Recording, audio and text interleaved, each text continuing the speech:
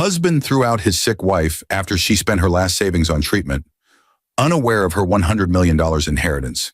He threw her out just after she spent her last savings on treatment, unaware of the $100 million inheritance written in her late uncle's will, and unaware that the mistress he clung to would one day kneel beneath her shadow. You're nothing but sickness and debt. You've drained me dry, Sarah. Don't ever step foot in this house again. You're worthless, a burden I've finally cast off. Those were the cruel words Michael spat while Rebecca, once Sarah's colleague, smiled smugly at his side. Instead of holding her hand in weakness, he shoved her to the whispers of neighbors. Instead of compassion, he gave her humiliation in the moment she needed him most. He thought he had erased her forever. But what he never imagined was that the very woman he discarded in disgrace would rise with a strength no betrayal could break. Her dignity forged in suffering, her resilience crowned with an inheritance that would silence every voice that mocked her. Sometimes the ones you cast aside become the shadows you can never escape. Sometimes the wife you thought was dying becomes the one living a destiny far beyond your reach. This is not just another story of betrayal. It is the scar of humiliation, the echo of injustice, and the triumph of a heart too strong to be broken. Dear viewers, thank you for being here. As we step into this story, I ask with sincerity, if you watch without subscribing, it's like letting her voice fade again into silence. But when you click that button, you stand with every woman betrayed and every truth that must be heard. Please subscribe now. And in the comments, share where you're watching from. Let Sarah know she's not alone. Sarah clutched her thin wallet so tightly her knuckles turned white. The hospital cashier's voice echoed like a hammer. Final bill, $1,480. Payment is due now. Her heart pounded. This was it. Every last dollar she had saved over the years, every coin meant for groceries, rent, and survival, was swallowed up by the treatment that kept her alive. With trembling hands, she slid the envelope of cash forward, whispering, "Please, this is everything." The nurse at the desk glanced at her pale face. "Are you sure, ma'am? You'll be left with nothing." Sarah forced a weak smile. "Life is more important than money." But as she staggered out of the hospital that afternoon, clutching her discharge papers, reality struck her harder than any illness. She had given everything. Her body was weak, but her soul was breaking under the weight of sacrifice. Back at home, Michael sat on the couch with his feet propped on the table, scrolling through his phone. He didn't rise to greet her. Instead, he glanced at the bag of medicines in her hand and muttered, "You wasted all the savings again, didn't you? On yourself." Those words cut sharper than a knife. She wanted to remind him she had once run their small household with discipline and care, working late shifts to keep food on the table. But she swallowed her reply, only whispering, "I'm alive because of it." Michael scoffed. "Alive but broke. What kind of wife drains her husband dry? Do you even think about me?" Before Sarah could answer, another voice slipped into the room. Rebecca. She was Michael's former colleague. Young, polished, always appearing at the wrong times. She had stopped by carrying files and pretending to check in. "Oh, Sarah," Rebecca cooed with false sweetness, her eyes sliding toward Michael. "You look so fragile. Please rest. Don't push yourself. Michael, you must be so stressed carrying everything." Sarah's stomach twisted. Something in Rebecca's tone was too soft, too familiar. Yet Sarah, drained of strength, sat down quietly, convincing herself she was imagining it. Outside, neighbors gathered by the fence, gossiping as always. "Poor Sarah," one whispered. "She's sick and wasting money. That husband of hers deserves better." Another laughed cruelly. "A weak wife only drags a man down." Sarah closed her eyes, but she couldn't shut out their voices. She had given her all, and yet the world saw only weakness. She thought she still had Michael's loyalty. She thought Rebecca's kindness was genuine. She thought neighbors would understand. But as Michael leaned closer to Rebecca, smiling at something she whispered in his ear, Sarah felt an invisible crack open wide between them. The imbalance was no longer just money. It was trust, loyalty, and love slowly shifting away from her. And deep inside, though she fought it, Sarah knew her greatest sacrifice was about to cost her more than money. She never knew this was just the beginning. The sound of paper slamming against the table shook Sarah to her core. Michael had tossed another bill in front of her. "Do you see this?" he shouted, veins bulging on his neck. "Another $5,000. For medicine, for tests, for God knows what. You're draining me alive, Sarah." Sarah flinched, clutching the edge of her chair. The hospital discharge papers she had carried home yesterday now seemed like chains binding her spirit. The more she tried to hold her family together, the more she was painted as a burden. Later that morning, she returned to the clinic for a follow-up. Dr. Wilson, her longtime physician, greeted her with concern etched on his face. He was a tall man in his 50s, known for his honesty and compassion. Unlike others, he spoke with a gentleness that made his words heavier, not lighter. "Sarah," he said softly, scanning her test results, "your condition is not improving. If you stop treatment now, things could get much worse. I know the costs are heavy, but your life is not something to gamble with." Tears welled in her eyes. "Doctor, I've given all I have. I don't know how much longer I can keep this up." He placed a reassuring hand on her shoulder. "You must hold on. Health is priceless. Don't let anyone make you feel otherwise." But outside the clinic, as she stepped weakly into the waiting car, another storm awaited her. Mr. Parker, her father-in-law, was standing at the gate. A stern man in his 70s, proud and judgmental, he never missed a chance to scold. "So this is where my son's money disappears," he barked, glaring at the paper bag of medicine in her hands. "Look at you, thin, pale, weak. What good are you to him? You've cursed his life with nothing but expenses." Sarah lowered her head, her lips trembling. She wanted to scream that it was her money, her sacrifice, but her strength was gone. Michael arrived moments later. Instead of defending her, he adjusted his shirt collar and sighed. "Father's right, Sarah. You're making everything worse. Maybe I should stay with friends for a while. I need space." Her chest tightened as if crushed by invisible hands. She had sacrificed everything, yet the people closest to her only saw weakness. Michael turned away, sliding his phone from his pocket. The screen lit up with a message. Sarah's blurry vision caught only one word. "Rebecca." A smile tugged at his lips as he read. Sarah clutched the medicine bag to her chest, trembling. She had given everything to live, and yet she was already being pushed aside. The bills, the whispers, the distance. They were all gathering like a storm ready to break. What she didn't know was that betrayal had only begun to show its true face. The sound of a chair scraping violently across the floor made Sarah jolt. Michael stood towering over her, eyes blazing. "You sit there like a ghost while I carry everything," he shouted, slamming his hand on the table. "What kind of wife are you? Useless, sick, and draining me dry." Sarah's lips trembled. She had just returned from another exhausting hospital visit, her body fragile, her spirit thin as glass. She wanted to remind him she had spent her last savings not on comfort, but on survival. Yet the words stuck in her throat. Before she could gather her strength, the door creaked open. Uncle Martin stepped in without knocking. He was Sarah's mother's brother, a man who had always carried bitterness toward her since childhood. Stocky, sharp-tongued, and proud, he never missed an opportunity to tear her down. "Well, well," Martin sneered, arms folded. "Just look at you, Sarah. I told you years ago, nothing good comes from a woman like you. Weak body, weak mind, and now you've become a disgrace. You're nothing but a burden to this family." His words landed like stones in her chest. Family was supposed to protect, but Martin had always treated her as if she were cursed. Michael leaned back, nodding with grim satisfaction. "See, Sarah? Even your own blood agrees. Everyone sees it but you. You're the reason this house is sinking." Tears blurred her vision. She wanted to scream that she had fought, worked, and sacrificed for them both. But Uncle Martin's scornful chuckle drowned her voice before it could rise. Outside, as evening fell, neighbors gathered along the fence again, speaking just loud enough for her to hear. "Poor Michael," one said with pity. "He deserves better than a sickly wife," another replied. A third voice whispered cruelly, "Maybe that's why Rebecca is always around." Sarah's body ached, but her heart hurt more. The same neighbors who once praised her hard work now mocked her illness as if it were a crime.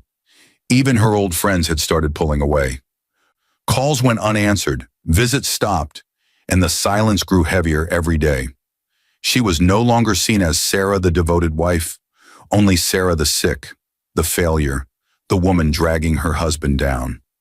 Late that night, Sarah sat at the table, her thin hands tracing the hospital bills stacked high. The ink blurred through her tears. "Is this all I am now? Just debt and shame?"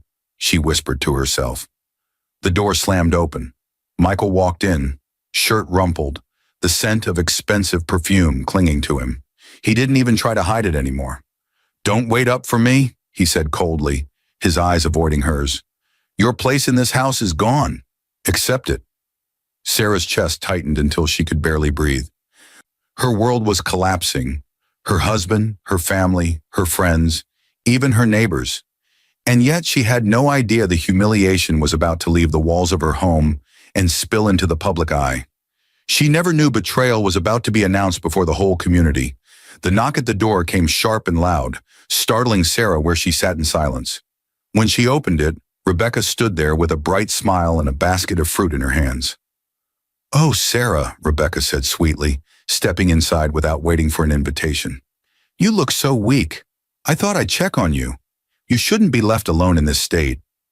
Her words sounded caring, but her eyes flicked quickly toward Michael, who leaned lazily against the wall. Sarah caught it, that fleeting spark of connection between them, and her chest tightened. Michael smirked faintly. "See, Sarah? Not everyone abandons you. Rebecca's been around when you haven't had anyone else." Sarah forced a smile, though her gut twisted. Rebecca had been Michael's colleague at his old office, a woman who always seemed to linger near him. She brought fruit and warm words, but her visits felt more like intrusions than kindness. Later that evening, while Sarah rested in her room, Rebecca slipped outside with her friend Chloe. Chloe was the complete opposite of Rebecca's soft tone, sharp, greedy, and outspoken. "You're wasting time," Chloe hissed. "Michael's wife is practically a ghost. Why play the saint? If you really want the life you dream about, take him now. Don't wait. A man with money is nothing to delay." Rebecca hesitated, biting her lip. "But what if it looks bad? She's sick." Chloe rolled her eyes. "Who cares? People already gossip, and men want a woman who can give them life, not drain it. Take the chance before someone else does." Meanwhile, across town, Michael sat with his friend Brian at a bar. Brian was the kind of man who lived for ego and empty praise. He leaned in with a grin. "Brother, you're killing yourself with that sick woman. Look at Rebecca. Young, strong, loyal to you. Stop pretending you don't see it. You deserve better. Why waste your years on a dying wife?" Michael took a deep gulp of his drink.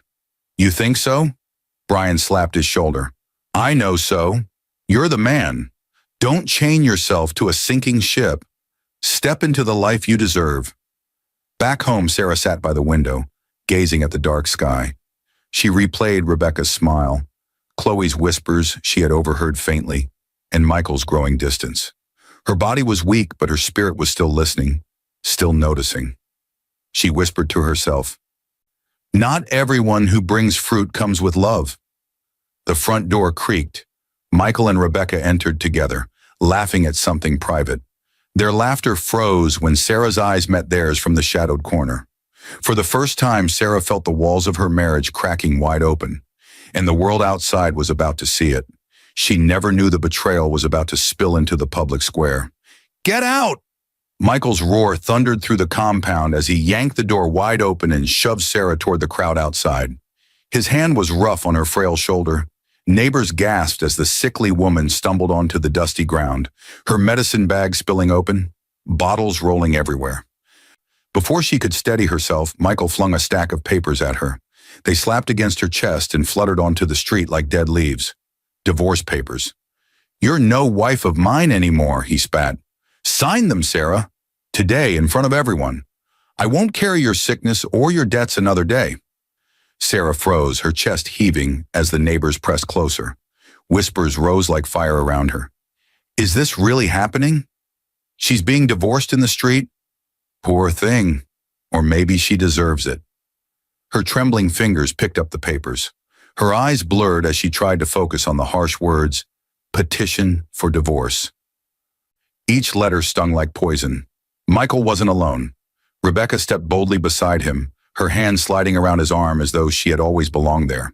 She smirked at Sarah, then raised her chin to the onlookers. "You all see," Rebecca said sweetly, though her eyes glittered with pride. "Michael deserves happiness. He deserves someone who can give him life, not drain it." The crowd buzzed louder. Sarah's heart pounded painfully in her chest. She wanted to scream, to remind them all of her sacrifices. The late nights, the money spent, the battles with her failing health. But her voice cracked before it could rise. From behind, Mr. Parker, Michael's father, stepped forward with his cane. His voice was sharp and merciless. "My son is right. A wife should bring honor, not shame. Sarah, you failed this family. It's better you leave now before you drag him deeper into the mud." The words crushed her, not just from Michael, not just from Rebecca, but now from the man she had once called father. The entire weight of the family had turned against her. She bent to gather her spilled medicine, her hands shaking, her breath shallow. The divorce papers lay on top of the pile, mocking her. For a moment, she closed her eyes and remembered her wedding day. Michael's vows, his smile, the promise to love her through sickness and health. That memory burned now like a cruel joke. When she looked up again, Michael was already walking away with Rebecca on his arm, waving proudly to the gossiping neighbors as though parading a trophy. Sarah collapsed to her knees, her body too weak to rise, her dignity torn to shreds before the entire community. And yet, as she clutched the papers to her chest, she felt a strange stillness. Something deep inside whispered that this wasn't the end. It was the dark valley before a rise no one could see. She never knew that after despair would come a letter that would change her destiny forever. The slam of the gate echoed like thunder in Sarah's ears. Michael's shadow disappeared down the street, Rebecca clinging to his arm like a prize. The crowd dispersed slowly, their whispers clinging to her skin like thorns. "Pathetic," one neighbor muttered. "She'll die alone," another sneered. Sarah collapsed on the cold ground, clutching the divorce papers against her chest. Her medicine bottles lay scattered in the dust.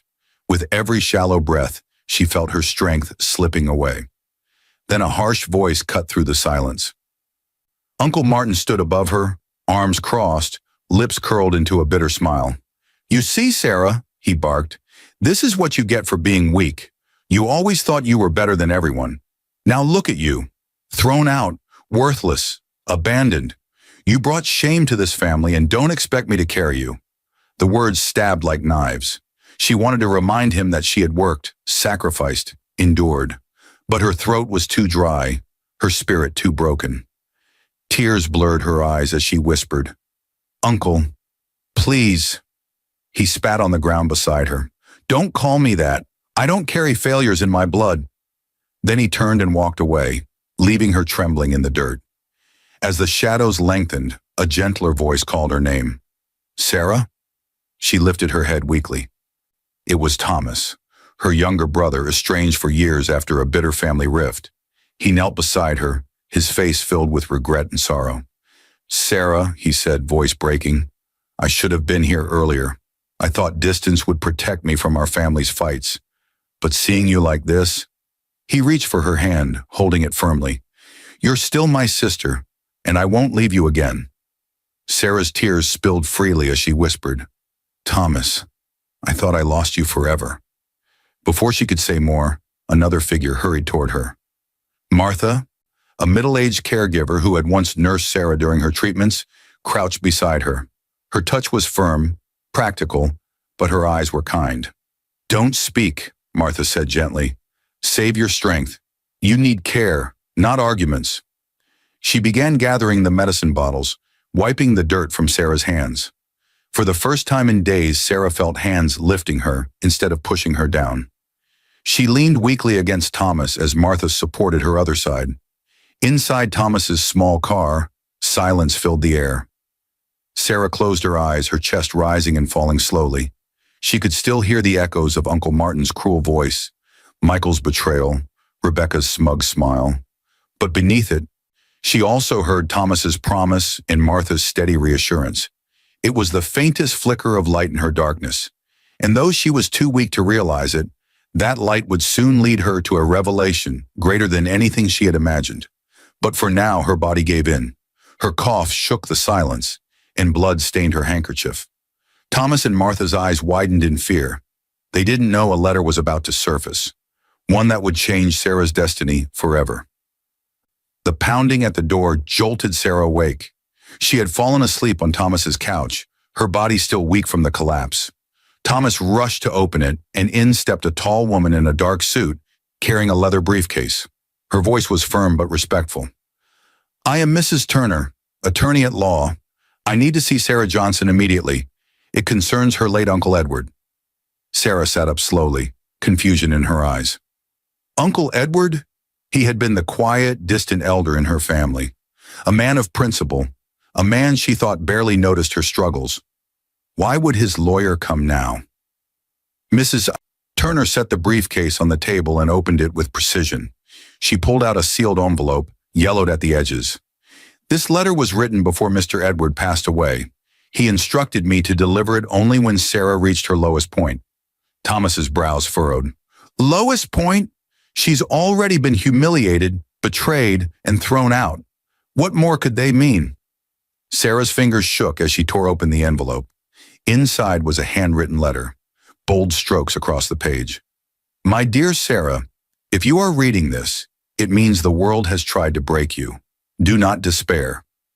The fire you are walking through is not to destroy you, but to refine you. I have set aside a great inheritance, but it comes with one condition. You must never use it for revenge, only for purpose. Let your pain become light for others. Stand tall, even when the world calls you weak. The storm is not the end, but the beginning of your rise."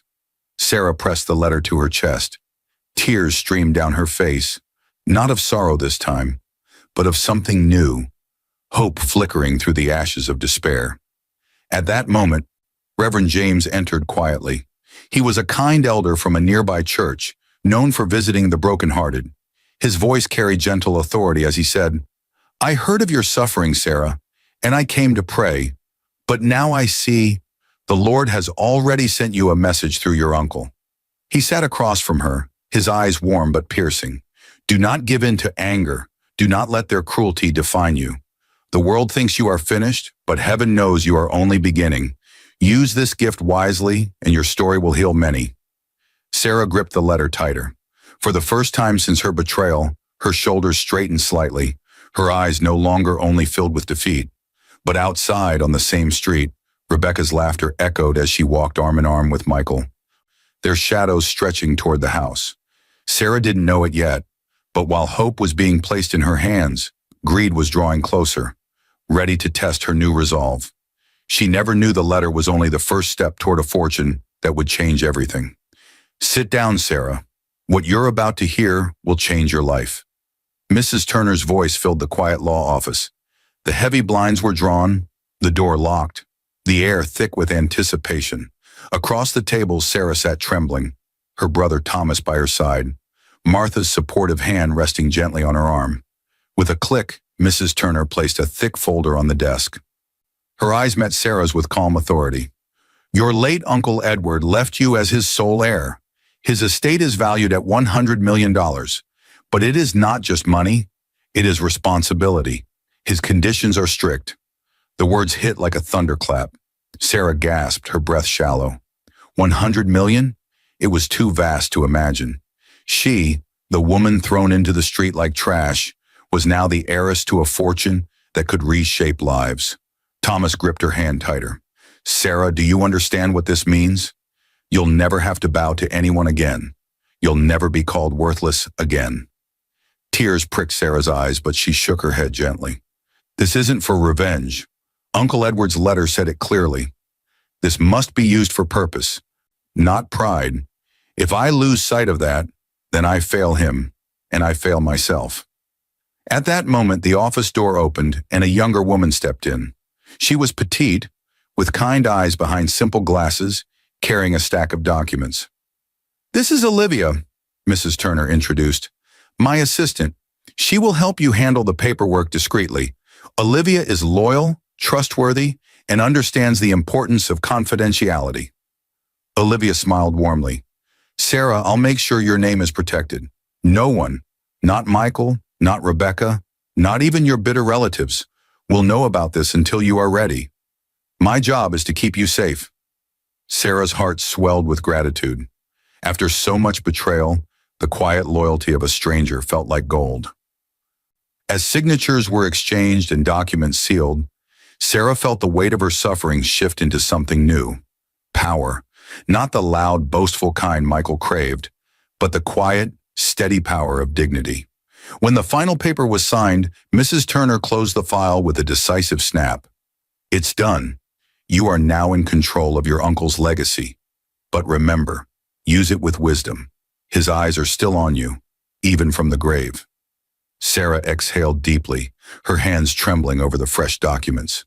For the first time in months, she felt not just alive, but anchored to a future. But outside the law office, unseen to her, Michael leaned against his car, Rebecca at his side. They had followed her here, suspicion flickering in their eyes. Michael narrowed his gaze. Why would she come to a lawyer? She has nothing left. Rebecca smirked. Unless she's hiding something.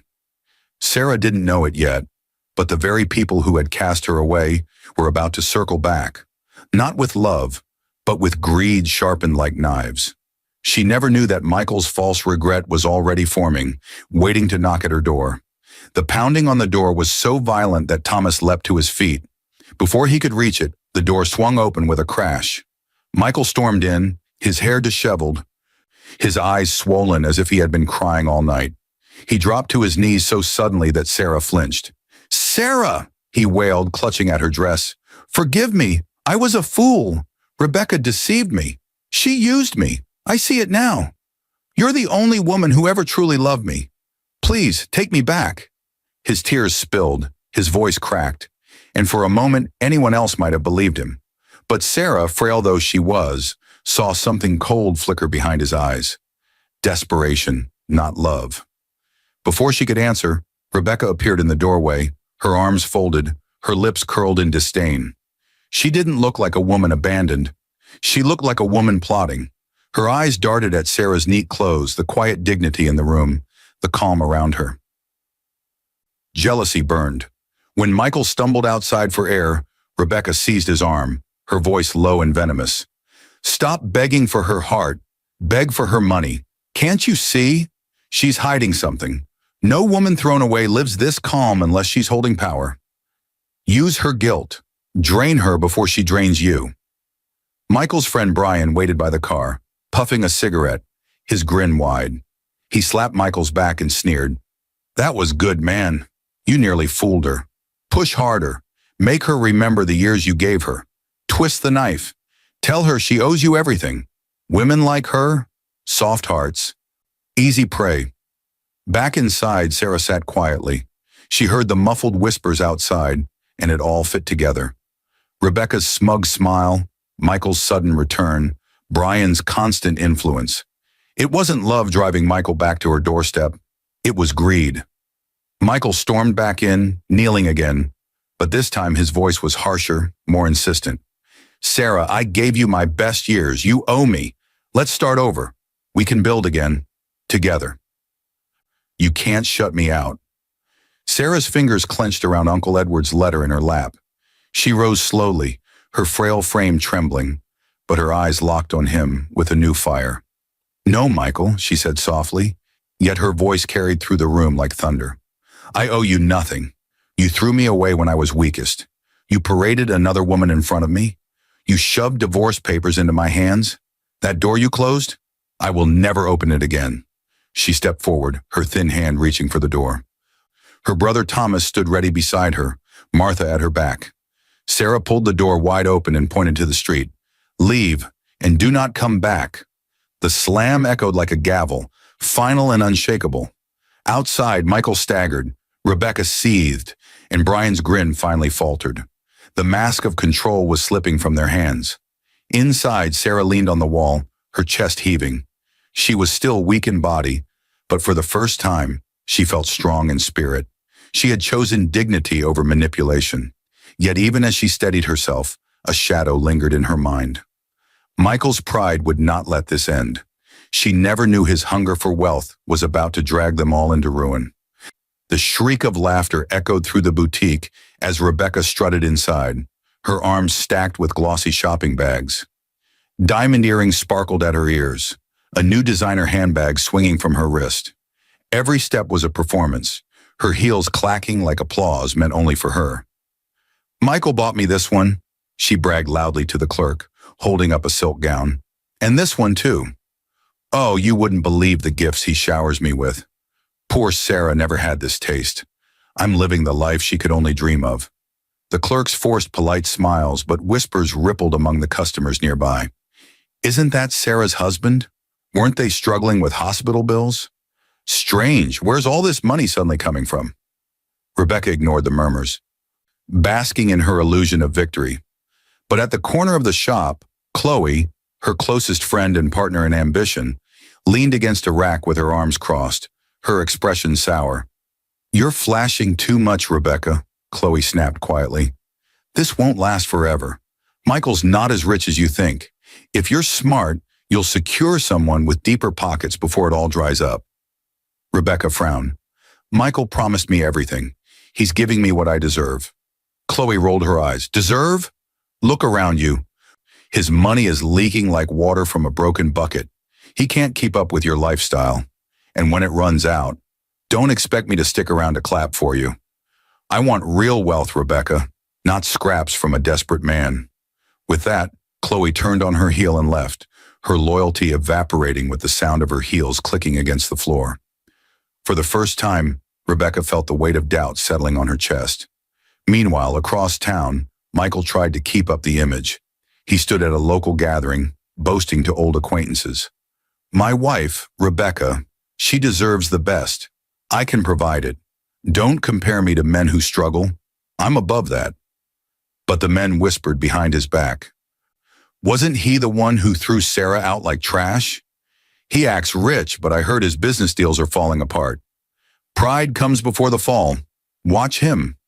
The false crown on Michael's head was slipping.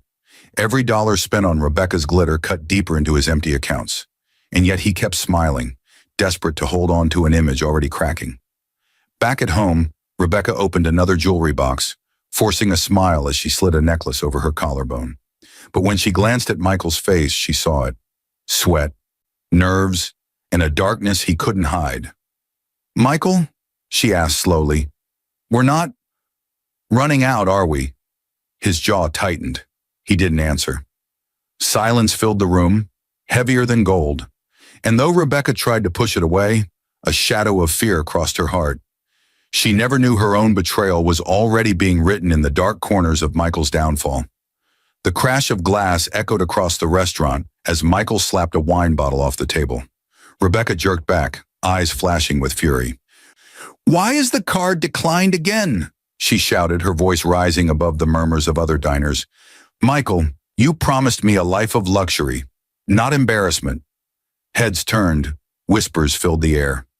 Michael's face flushed with shame as the waiter quietly bent to clean the mess. "Calm down," Michael hissed, gripping her wrist. "It's just a delay. The money will come. I'll fix it."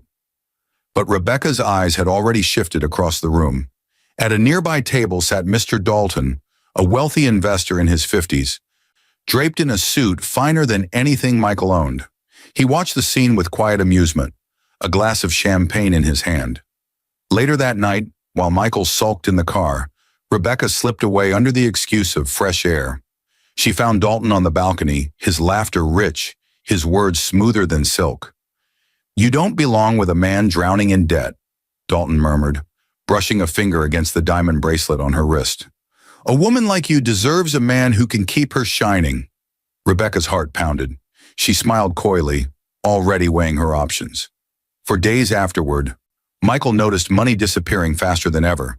New clothes, new jewelry, new parties, all charged in his name. He confronted Rebecca once, only to be met with her sharp tongue. "Don't lecture me," she spat. "You threw away your sick wife for me.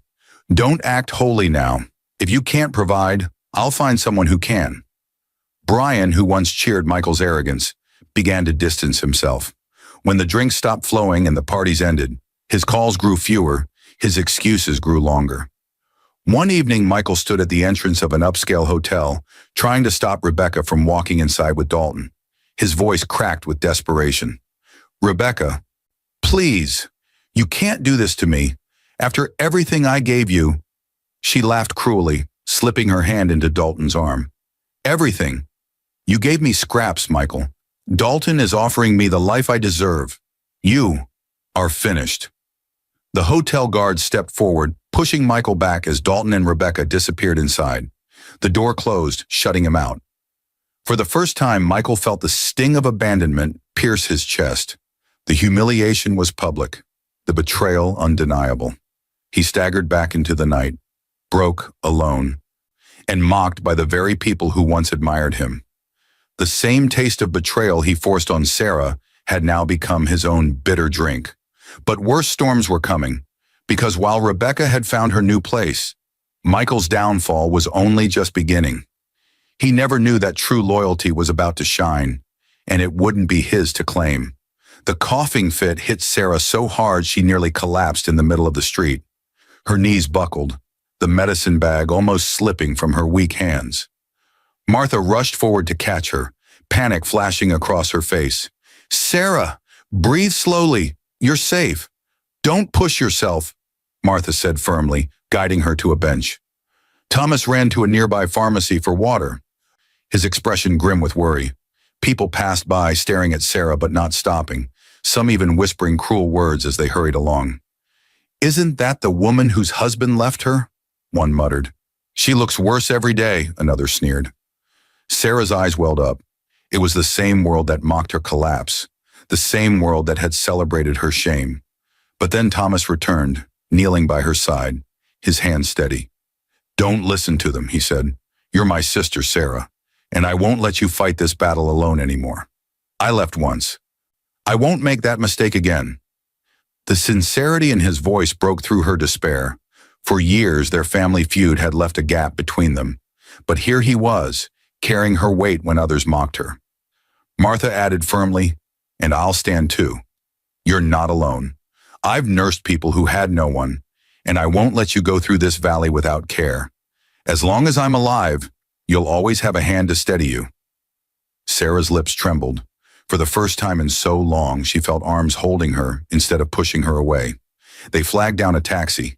A beat-up yellow cab screeched to a halt. The driver, a middle-aged man with kind eyes and calloused hands, stepped out quickly to help them load Sarah in. When Thomas reached for his wallet, panic spread across his face. He had forgotten his cash in the rush. I don't have enough money right now. I'll pay double later, I swear." The driver shook his head with a gentle smile.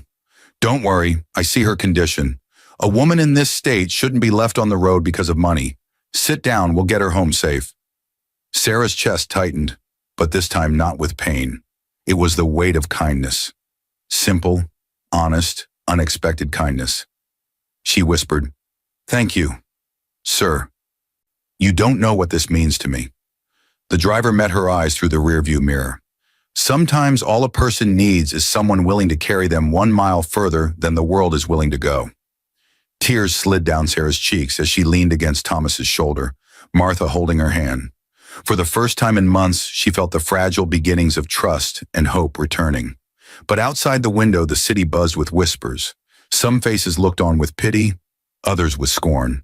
And in the shadows, Michael's prideful figure lingered, watching silently as the cab carried her away. Sarah didn't know it yet, but while true loyalty was finally blooming in her life, Michael's world of lies was crumbling faster than he could control. She never knew that resilience would soon build into a force that even her enemies couldn't silence.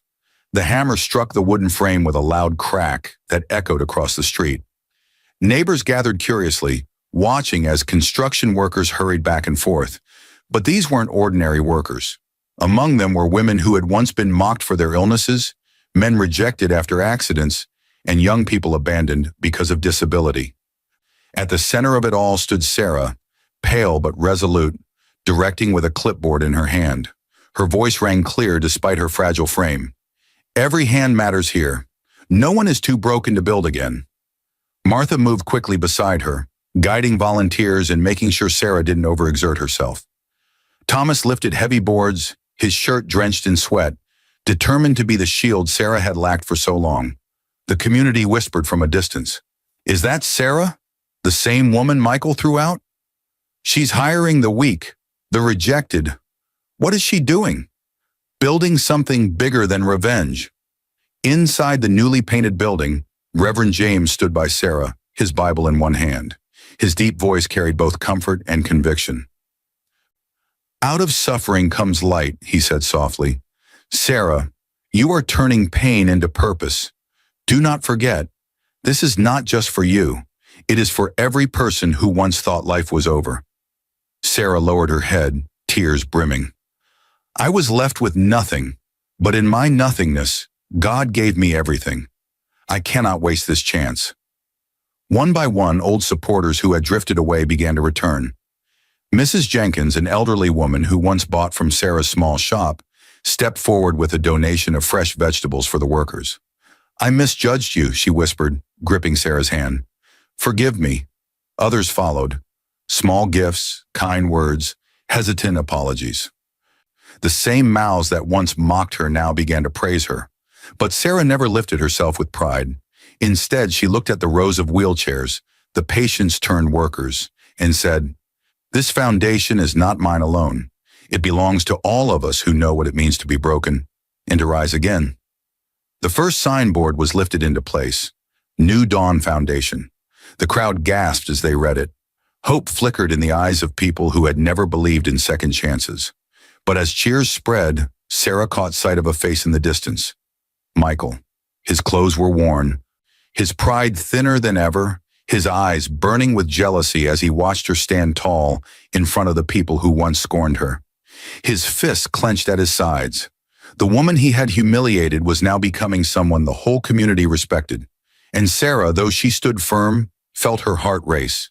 Because she knew Michael's pride would never accept her rise without resistance. She never knew that her public triumph would soon collide with his desperate downfall. The courtyard roared with claps and cheers as the banner of New Dawn Foundation fluttered in the breeze. Reporters shoved microphones forward. Flashes of cameras lit the stage, and the community pressed closer. At the center, Sarah stood gracefully, cane in hand, her voice rising above the noise. "I was once called worthless," she declared, her eyes shining. "I was once thrown out when I was weak. But today I stand alive because pain did not destroy me. It shaped me into purpose. New Dawn is proof that no one's suffering is wasted." The applause thundered, echoing through the streets. Suddenly, a broken figure pushed through the crowd. Michael.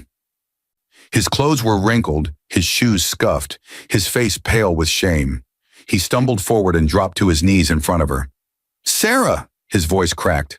"Please, forgive me. I was a fool. Rebecca left me with nothing. I see now. You were my true blessing all along. I don't deserve it, but please, take me back.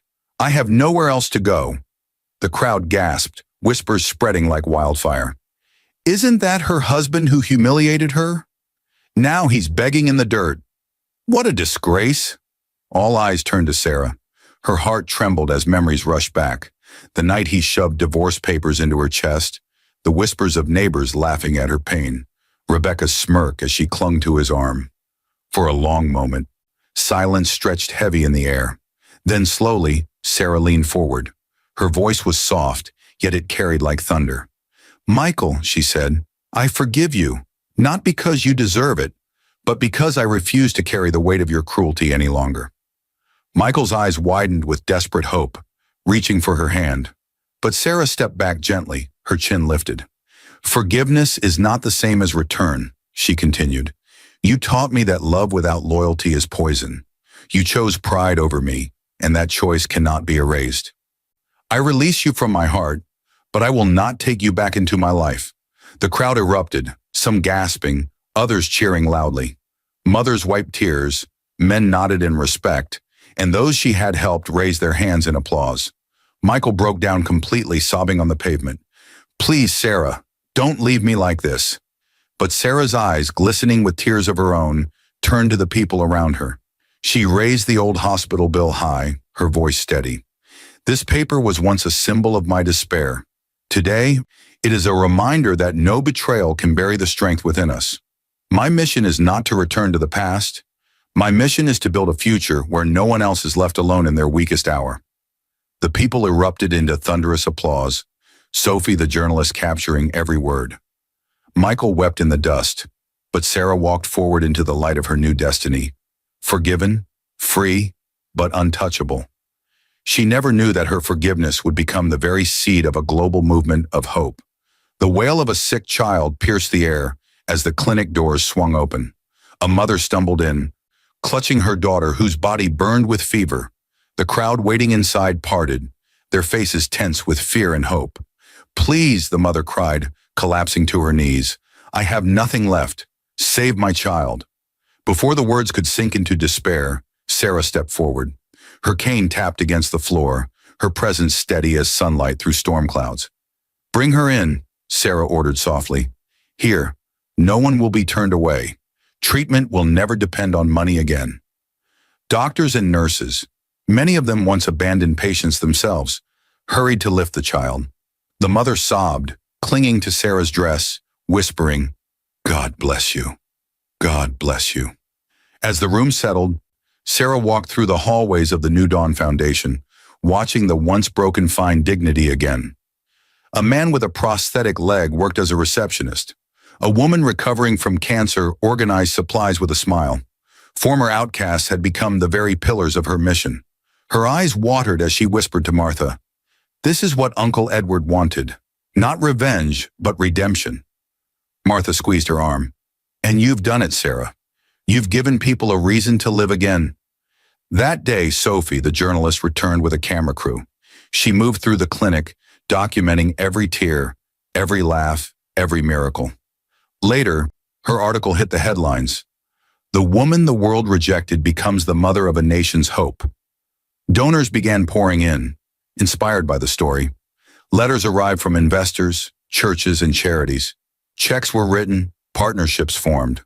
What began as one woman's brokenness was now becoming a movement stretching far beyond the city. Sarah stood before her team at sunset, her voice strong despite her scars. "We will build clinics in every town. We will send medicine to the forgotten. This foundation is not mine, it is ours, and it will outlive us." The workers cheered, their voices rising in harmony. Outside the gates, unnoticed, Michael stood watching, hollow-eyed, ragged, and hungry. He pressed a hand against the fence as if trying to touch the world that had slipped from his grasp. But Sarah never turned toward him. Her eyes faced the future, not the past. The sun dipped low, casting golden light on the signboard. New Dawn Foundation.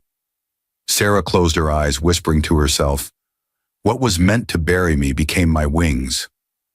The cheers swelled again. The poor, the sick, the forgotten, all raising their hands, not in sorrow, but in gratitude. Her story had begun with betrayal, but it ended with power greater than revenge. A legacy of love multiplied into thousands of lives. And yet, even as her chapter closed, her journey was not over. Because true light, once lit, does not stop at one corner. It spreads to the ends of the earth. She never knew this was only the beginning of a global dawn,